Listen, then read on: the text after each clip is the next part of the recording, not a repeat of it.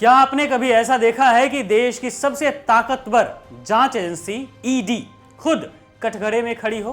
क्या कभी supreme court ने किसी सरकारी संस्था से कहा है कि हमारा मुंह मत खुलवाइए, नहीं तो हम कठोर टिप्पणियां करने के लिए मजबूर हो जाएंगे? क्या ऐसा हो सकता है कि सरकार विरोधियों को डराने के लिए जांच एजेंसी का इस्तेमाल करे, और वो भी खुलेआम? जी हां, बिल्कुल हो रहा है और बहुत तेजी से हो रहा है। तो भाइयों और बहनों, देश की एक सरकारी छापा मशीन है, नाम है इन्फोर्समेंट डायरेक्टरेट यानी कि ईडी। इसका काम है राजनीतिक बदला, और अब ये बात सुप्रीम कोर्ट तक कह चुका है। दरअसल ताजा मामला यह है कि कर्नाटक के मुख्यमंत्री सिद्धारमैया की पत्नी बीएम पार्वती को मुडा केस में ईडी ने समन भेजा था, लेकिन कर्नाटक हाईकोर्ट ने इस समन को मार्च 2025 में ही खारिज कर दिया था। फिर भी ईडी को बात समझ नहीं आई और यह मसला सुप्रीम कोर्ट तक खींच लाया गया। लेकिन यहां ईडी को वो सुननी पड़ी जो शायद इतिहास में कभी नहीं सुनी होगी। सीजेआई ने सीधा कहा कि राजनीतिक लड़ाइयां चुनाव में लड़ी जानी चाहिए, जांच एजेंसियों के जरिए नहीं, और चेतावनी देते हुए यह भी कहा कि हमारा मुंह मत खुलवाइए, वरना हम कठोर टिप्पणियां करने को मजबूर हो जाएंगे। मतलब साफ है कि अब तो सुप्रीम कोर्ट ने भी कह दिया है कि ईडी अब जांच एजेंसी कम राजनीतिक हथियार ज्यादा बन गई है। देखिए, सुप्रीम कोर्ट का यह कहना बनता भी है, क्योंकि ईडी ने जो अपनी छवि मोदी सरकार में बनाई है उसके तो क्या ही कहने हैं। आंकड़े भी ईडी के साथ नहीं हैं। आपको बता दें कि 2022 में इंडियन एक्सप्रेस की एक रिपोर्ट ने ईडी की असलियत सामने रखी थी, जिसमें बताया गया था कि 2014 में जब से मोदी सरकार सत्ता में आई है, तब से लेकर 2022 तक ईडी ने 121 बड़े नेताओं पर कार्रवाई की।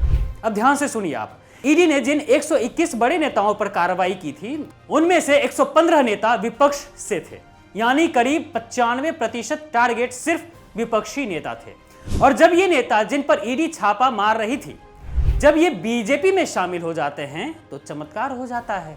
और नहीं तो क्या भाई, बीजेपी के वॉशिंग मशीन में धुलते ही उन नेताओं पर लगे सारे आरोप धुल जाते हैं और सारे केस या तो रुक जाते हैं या फिर गायब हो जाते हैं। कुछ नाम तो हमारे पास ही हैं, जैसे महाराष्ट्र में अजीत पवार, जो जांच की आंच में झुलस रहे थे। उन्होंने जैसे ही बीजेपी से हाथ मिलाया, जांच ऐसे गायब हुई जैसे गर्मी में पानी। दूसरा नाम शुवेंदु अधिकारी, वही बंगाल वाले।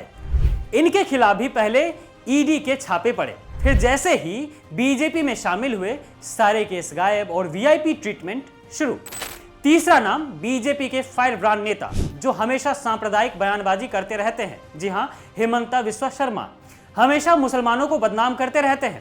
उनके खिलाफ भी कई केस चल रहे थे, लेकिन उन्होंने गंगा रूपी बीजेपी का दामन थामा। दामन थामते ही सारे केस गायब, और तो और सीधे मुख्यमंत्री की कुर्सी भी मिल गई अलग से जनाब को। अभी और सुनिए, सुप्रीम कोर्ट ने कोई पहली बार ईडी को नहीं सुनाया है। इससे पहले भी 22 मई 2025 को कोर्ट ने प्रवर्तन निदेशालय को जमकर खरी खोटी सुनाई थी। जी हां, मामला था तमिलनाडु शराब दुकान लाइसेंस का, जिसकी जांच ऑलरेडी राज्य सरकार की एजेंसियां कर रही थी। लेकिन ईडी को तो अपना लोल आगे करना ही था, तो उसने किया भी। लेकिन सुप्रीम कोर्ट ने ऐसा सुनाया कि केंद्र सरकार की एजेंसी कुछ बोल तक नहीं पाई।